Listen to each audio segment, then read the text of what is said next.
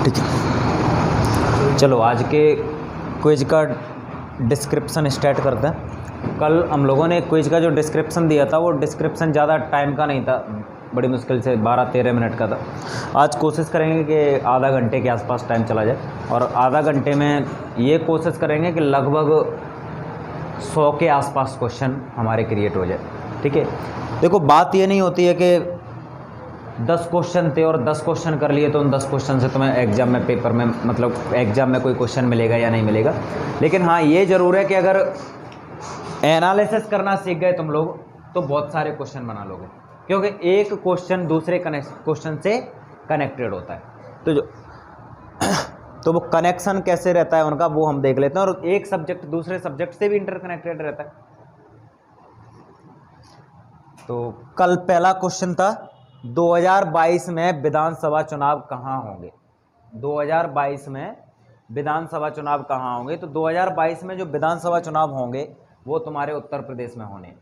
2022 में जो विधानसभा चुनाव हैं जो उत्तर प्रदेश में होने, इसमें ऑप्शंस नहीं लिखे हुए हैं मैंने। ऑप्शंस इस वजह से नहीं लिखे हुए हैं कि एक तो लिखने में प्रॉब्लम होती है, बोर्ड पे सारे के सारे ऑप्शंस मतलब क्वेश्चंस फिर वो बहुत छोटा छोटा दिखाई देता है, इस वजह से कोई दिक्कत नहीं है।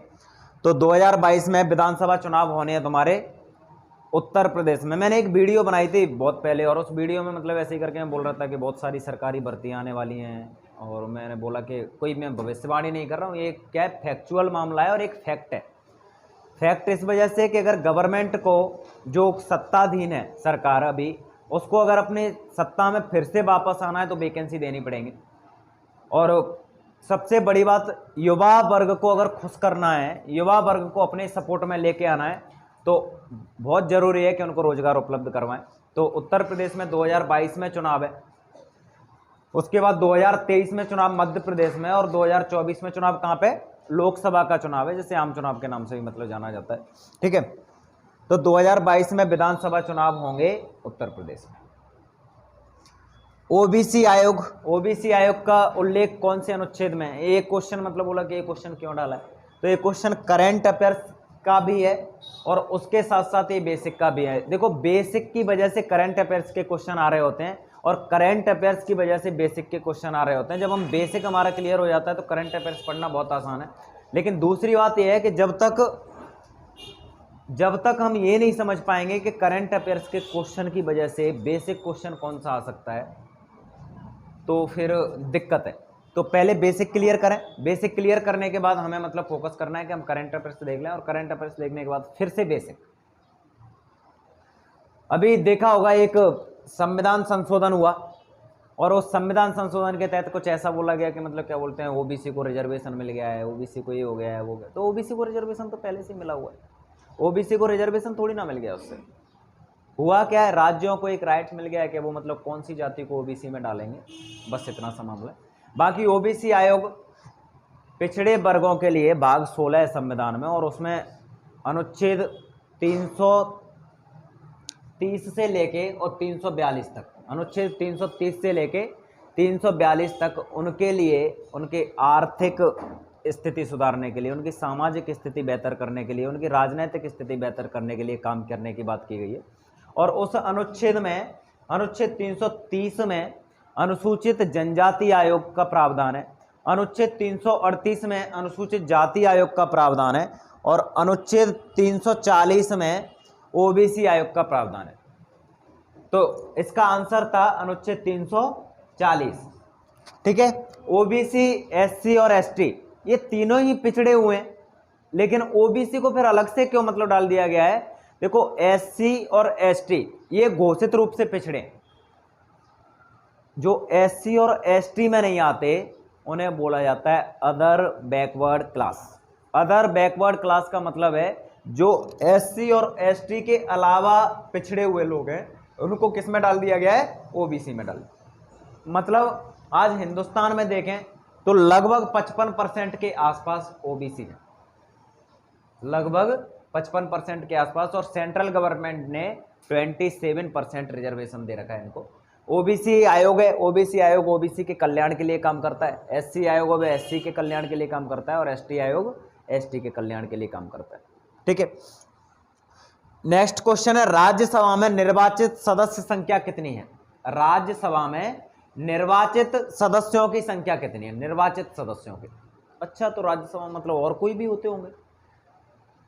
हमारा जो संसद है, संसद में लोकसभा, राज्यसभा और राष्ट्रपति, लोकसभा, राज्यसभा और राष्ट्रपति इन तीनों से मिलकर बने होते हैं।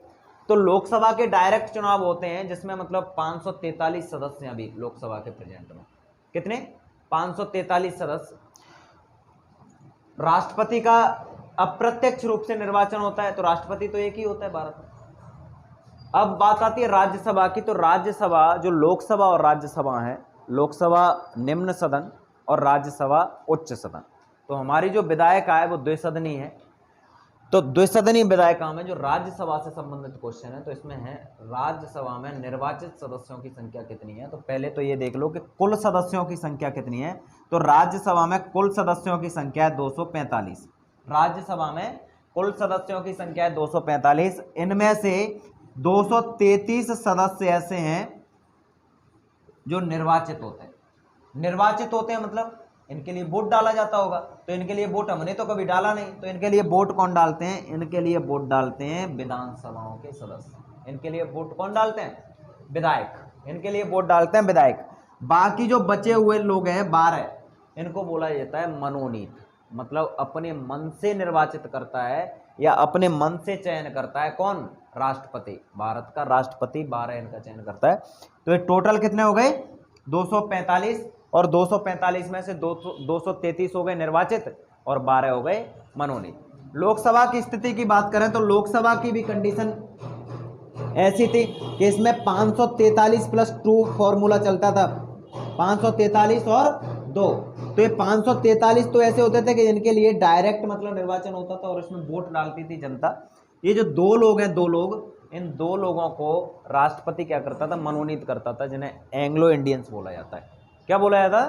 Anglo Indians. एंग्लो इंडियंस कौन होते हैं? देखो, यहाँ एक लंबे समय तक अंग्रेजों ने भारत को गुलाम बना के रखा, और जब देश को आज़ाद किया, जब वो देश को आज़ाद करके जा रहे हैं, तो उनको ये असुरक्षा महसूस हुई कि यहाँ पे हमारे जो लोग जिन्होंने यहाँ पे हिंदुस्तानी महिला से शादी कर ली, तो उनके बच्चे कैसे सुरक्षित यहाँ पर रह पाएंगे, या उनका कोई प्रतिनिधित्व होगा या नहीं हो पाएगा, या फिर कोई हमारे यहाँ का पुरुष जिसने किसी विदेशी महिला से शादी कर रखी, विदेशी का मतलब अंग्रेज, ईसाइयों की बात कर रहे हैं, तो उनके लिए उनको असुरक्षित महसूस ना हो, उनका भी भारत के लोकतंत्र में प्रतिनिधित्व बना रहे, भारत के शासन में हिस्सेदारी बनाई रहे, इसके लिए 2 लोगों को राष्ट्रपति मनोनीत करता था। कब? जब कोई आंग्ल भारतीय समुदाय के लोगों का सरकार में प्रतिनिधित्व ना हो। अगर प्रतिनिधित्व है तो फिर मनोनीत करने की जरूरत नहीं है। लेकिन नरेंद्र मोदी सरकार को ऐसा नहीं लगा कि इनकी इतनी कम संख्या है, इनको बिना फालतू का 2 सीट मतलब देने की कोई जरूरत नहीं है। और दूसरी बात, अब असुरक्षा जैसा कोई मामला भी नहीं है, ठीक है। तो अभी ये दोनों की दोनों सीट को गायब कर दिया, और अभी लोकसभा में सिर्फ निर्वाचित सदस्यों की संख्या 543, ठीक है। नेक्स्ट क्वेश्चन है, भारत के प्रथम अल्पसंख्यक प्रधानमंत्री कौन है? भारत के प्रथम अल्पसंख्यक प्रधानमंत्री कौन है? तो पहले बात तो देखो, प्रथम प्रधानमंत्री तक तो ठीक था सर, ये भी बढ़िया था। प्रथम प्रधानमंत्री महिला कौन है? ये भी बढ़िया था। प्रथम राष्ट्रपति भी बढ़िया था। लेकिन ये अल्पसंख्यक काय के लिए घुसेड़ दिया जबरदस्ती का? तो मामला अल्पसंख्यक का ही है, बाकी तो तुम्हें सब पता ही है।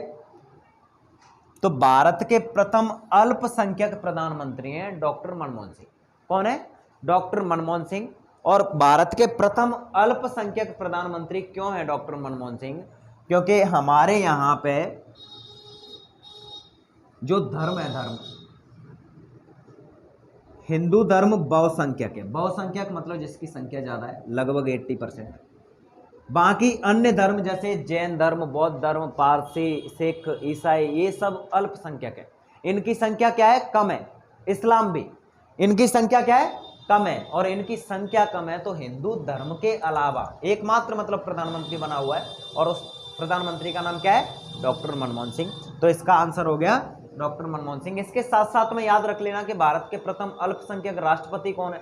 तो डॉक्टर जाकिर हुसैन, डॉक्टर जाकिर हुसैन। इसके साथ साथ में और भी कुछ याद रखना हो तो भारत की प्रथम महिला राष्ट्रपति कौन है? प्रतिभा देवी पाटिल। प्रथम महिला प्रधानमंत्री कौन है? इंदिरा गांधी। नरेंद्र मोदी कौन से नंबर के प्रधानमंत्री हैं? 17 नंबर के। राष्ट्रपति कौन से नंबर का है? 14वें नंबर का। उपराष्ट्रपति कौन से नंबर का है? 13वें नंबर का। ठीक है, ये सारे के सारे क्वेश्चंस मतलब इनको इंटरकनेक्टेड करके रखो, पेपर में आता है तो आराम से बना लो। ठीक है, नेक्स्ट क्वेश्चन। भारत क्या है? अच्छा ये हो गया। कोशिका का मस्तिष्क किसे बोला जाता है? कोशिका का मस्तिष्क किसे बोला जाता है? तो इसका आंसर है केंद्रक। केंद्रक को कोशिका का मस्तिष्क बोला जाता है। कोशिका हमारे शरीर की सबसे छोटी संरचनात्मक कार्यात्मक इकाई है। कोशिकाओं से ही मिलकर हमारा पूरे बॉडी का स्ट्रक्चर बनता है और उसी कोशिका के अंदर बहुत सारे कोशिकांग होते हैं और उन्हीं कोशिकांगों में से एक है केंद्रक, जिसके अंदर डीएनए आरएनए जैसी संरचनाएं होती हैं, जिनसे हमारा का पूरा स्ट्रक्चर किसका चल रहा होता है? कोशिका का। और कोशिका का स्ट्रक्चर चल रहा है तो हमारा शरीर चल रहा है, तो इस वजह से इसको क्या बोला जाता है? Brain of cell. ठीक है, इनमें से अच्छा कुछ क्वेश्चंस भी आ जाते हैं कि कोशिका के जनक कौन है? को सबसे पहले कोशिका की खोज किसने की थी? कोशिका की खोज की थी तो कौन सी कोशिका की खोज की थी? जीवित कोशिका की खोज किसने की? मृत कोशिका की खोज किसने की? ये सारे के सारे क्वेश्चन बहुत सारे मतलब एग्जाम्स में आते रहते हैं। ठीक है, तो कोशिका की खोज किसने की थी? Robert Hooke. किसने की? रॉबर्ट हुक ने की थी। और रॉबर्ट हुक ने जिस कोशिका की खोज की थी उसको बोला जाता है कॉर्क। किसकी? कॉर्क के मतलब एक छाल पेड़ की, तो उसी को मतलब बोला जाता है मृत कोशिका, मतलब मृत कोशिका की खोज की थी। तो जीवित कोशिका की खोज किसने की थी? जीवित कोशिका की खोज किसने की? ल्यूवेनहॉक। एंटोनी वॉन ल्यूवेनहॉक ने जीवित कोशिका की खोज की थी। ठीक है, नेक्स्ट क्वेश्चन है उपनिषदों की संख्या कितनी? उपनिषदों की संख्या, अच्छा हाँ, तो रॉबर्ट हुक को ही क्या बोला जाता है? कोशिका का जनक भी बोला जाता है उसी को। ठीक है, उपनिषदों की संख्या कितनी है? उपनिषदों की संख्या 108। उपनिषदों की संख्या 108। वेदों की संख्या 4। पुराणों की संख्या 18। और उसके साथ अगर हम ये देखें कि ये टाइम पीरियड वाला मामला किसका है, तो ये टाइम पीरियड वैदिक काल का मामला है। किसका मामला है? वैदिक काल का। और इसके बाद अगर हम ये देखें कि जो हिंदू धर्म में बुराइयां आ गई थी, उन बुराइयों को खत्म करने के लिए या उन बुराइयों पे थोड़ा सा मतलब चोट पहुंचाने के लिए उपनिषदों ने कुछ काम किया। उसके बाद तो तुम्हें पता ही है बौद्ध धर्म और जैन धर्म। ठीक है, तो उपनिषदों की संख्या कितनी है? 108। नेक्स्ट क्वेश्चन है राष्ट्रीय डेयरी अनुसंधान संस्थान कहां पे? राष्ट्रीय डेयरी अनुसंधान संस्थान कहां पे? तो ये करनाल हरियाणा में। ये फैक्चुअल क्वेश्चन है और ऐसे क्वेश्चन मतलब गन्ना, राष्ट्रीय गन्ना अनुसंधान संस्थान, राष्ट्रीय वन अनुसंधान संस्थान, बहुत सारे क्वेश्चंस मतलब ये जो देखो ये विविध वाला मामला है, तुम जाके आराम से ये देख लेना। इनका एक क्वेश्चन आ जाता है बस, ऐसा है तो इनको देख लेना। ये है एशियाई डेवलपमेंट बैंक। एशियाई डेवलपमेंट बैंक, एशियाई विकास बैंक का हेडक्वार्टर कहाँ पे है? तो ये है मनीला में। कहाँ पे है? मनीला। मनीला कहीं पे पड़ता होगा, किसी ना किसी गोले पे ही पड़ता होगा, पृथ्वी पे पड़ता है। पृथ्वी में कोई देश होगा, उसकी कहीं राजधानी है। तो कौन सा देश है? कौन सा देश है? फिलीपींस। ठीक है, एक और देश है मलेशिया, है ना? तो मजाक मजाक में बोलते रहते हैं उसको कुआलालंपुर, है ना? कुआलालंपुर कहाँ पे? ठीक। तो ये एडीबी का मुख्यालय। ठीक। क्वाड, क्वाड में कौन सा देश सम्मिलित नहीं है? क्वाड में कौन सा देश सम्मिलित नहीं है? तो ये क्वाड 4 देशों का एक संगठन है, एक नया वाला संगठन है। और 4 देशों का इस संगठन कौन से देश आते हैं इसमें? जापान, अमेरिका, ऑस्ट्रेलिया और इंडिया। जापान, अमेरिका, ऑस्ट्रेलिया और इंडिया। तो इसमें एक ऑप्शन था सी क्या यार, चाइना, मतलब पता नहीं कौन से नंबर पे था, ABCD जो भी रहा होगा। तो इसका आंसर क्या है? चाइना इसका आंसर है, इसमें सम्मिलित नहीं है चाइना। लेकिन बल्कि मैंने इसमें चाइना का मतलब जिक्र क्यों किया, किसी और भी देश को डाल सकता था, क्योंकि चाइना को बैलेंस करने के लिए ही इस संगठन का उद्देश्य है। क्योंकि चाइना क्या करता है, हिंद महासागर में, प्रशांत महासागर में, किसमें? प्रशांत महासागर में एक दखलंदाजी करता रहता है, उसको ऐसा फील होता है जैसे कि प्रशांत महासागर उसी का है, या फिर दक्षिणी चीन सागर, उत्तरी चीन सागर, जापान सागर तक, मतलब ऐसा वाला फीलिंग दिलाता है सारे के सारे देशों को कि ये सब हमारा ही है। तो ये ऑस्ट्रेलिया प्रशांत महासागर वाला देश है, जापान प्रशांत महासागर वाला देश है, और अमेरिका भी प्रशांत महासागर। इंडिया के इनके अच्छे खासे संबंध हैं अभी। तो इंडिया आज के टाइम पे ग्लोबल इस विश्व में ऐसा स्थान रखने वाला देश है कि इंडिया के बिना कुछ भी पॉसिबल नहीं है। इंडिया को साथ में लेके चलना ही पड़ेगा, क्योंकि हम 17.5% आबादी लेके बैठे हुए हैं, और 17.5% आबादी के साथ साथ विश्व की सबसे ज़्यादा युवा आबादी वाला देश है, मतलब युवा देश है भारत। अगर हम उसके साथ साथ और भी बात करें कि मतलब इंडिया की भाई क्या इम्पोर्टेंस है, तो इंडिया की इम्पोर्टेंस ये है कि हम लोग चाइना से भी व्यापार करते हैं, अमेरिका से भी व्यापार करते हैं, हम लोग रूस से भी व्यापार कर रहे हैं, जापान से भी व्यापार कर रहे हैं, ऑस्ट्रेलिया से भी व्यापार कर रहे हैं। और अगर हमें मतलब जो भी साथ में लेके चल रहा है, जो भी साथ में लेके चल रहा होगा, तो उसको व्यापारिक फ़ायदा होता है बहुत ज़्यादा, एक लेवल से ज़्यादा व्यापारिक फ़ायदा उठाते हैं ये लोग। तो हमें कोशिश करनी चाहिए, मेक इन इंडिया कार्यक्रम चलाते हैं, कभी कुछ चलाते हैं, लेकिन ये करना चाहिए कि हम भारत के जो प्रतिभा है उस प्रतिभा को भारत में ही रोक के रखें। अगर उनको संसाधन चाहिए, हमारे यहाँ पर संसाधनों का अभाव नहीं है, बल्कि अभाव इस चीज़ का है कि हमारे यहाँ पे जागरूकता नहीं है। उस लेवल पे जाके हम लोगों शिक्षा पद्धति को थोड़ा सुधारा जाए, उसके साथ साथ थोड़ा सा ये भी किया जाए कि मतलब प्रोत्साहन दिया जाए लोगों को। सिर्फ उसी चीज़ में प्राथमिक क्षेत्र में मतलब उलझे रहेंगे तो कैसे आगे निकल पाएंगे। और हमारे यहाँ की एक बहुत बड़ी आबादी है जो प्राथमिक क्षेत्र में मतलब उलझी हुई है। ठीक है, नेक्स्ट क्वेश्चन है, किसी देश का मानक समय 105 डिग्री पश्चिमी देशांतर है, तो वह IST से कितने घंटे आगे या पीछे है? IST से कितने घंटे आगे या पीछे है? IST मतलब इंटरनेशनल स्टैंडर्ड टाइम, वैश्विक मानक समय। वैश्विक मानक समय से किसी देश का कंपैरिजन करना होता है हमें। जैसे हम इंडिया की बात करें तो समझो IST पे 12 बज रहे हैं, हमारी घड़ियों में लिखा रहता है प्लस 5.5 घंटे, ऐसे मतलब 5.5 घंटे आगे। तो 5.5 घंटे आगे इसका मतलब क्या है? तो लेकिन इसमें तो कुछ और दे रखा है, उसमें दे रखा है 105 डिग्री पश्चिम, तो भारत पूर्व में है, क्या बोलते हैं 82.5 डिग्री पूर्व में है। तो देखो इसका सिंपल सा मामला होता है, ये पृथ्वी रही और पृथ्वी का क्या करना होता है, ये रहा 0 डिग्री, और 0 डिग्री से इधर 180 और इधर 180, 180 इधर और 180 इधर, 360 डिग्री टोटल, 360 डिग्री ये देशांतर है 360, और 360 में पृथ्वी को घूर्णन करने में लगभग 24 घंटे का समय लगता है। तो इसमें जब 24 का भाग दोगे तो 1 ये आ गया और 15 ये आ गया, तो 15 डिग्री घूमने में 1 घंटे का समय लगता है। 15 डिग्री घूमने में 1 घंटे का समय लगता है। तो 105 दे रखा है, तो 105 घूमने में कितने का, 15 सत्ते 105। ठीक है, तो 105 ये 7 घंटे निकल के आ गए। अब जो पृथ्वी घूर्णन करती है उसकी दिशा होती है पश्चिम से पूर्व। कौन सी दिशा होती है उसकी? पश्चिम से पूर्व। तो जब ये पश्चिम से पूर्व की ओर घूमेगी तो पहले आएगा पूर्व, तो सूर्य वैसे भी पड़ा होगा, सूर्य पूर्व दिशा से होता है, सूर्य कहीं से भी नहीं होता है, सूर्य तो मतलब चल ही रहा है, बस पृथ्वी घूर्णन कर रही है। तो पृथ्वी जो रोटेट करती है उसकी वजह से दिन रात बनते हैं, और तो पूर्व में पहले दिन बढ़ता बढ़ता जाएगा, तो पश्चिम में बाद में। 0 पे 12 बज रहे हैं, प्लस में जाता चले जाएगा, प्लस में 180 तक 12 घंटे का अंतर, इधर 12 घंटे का अंतर, 24 घंटे का अंतर।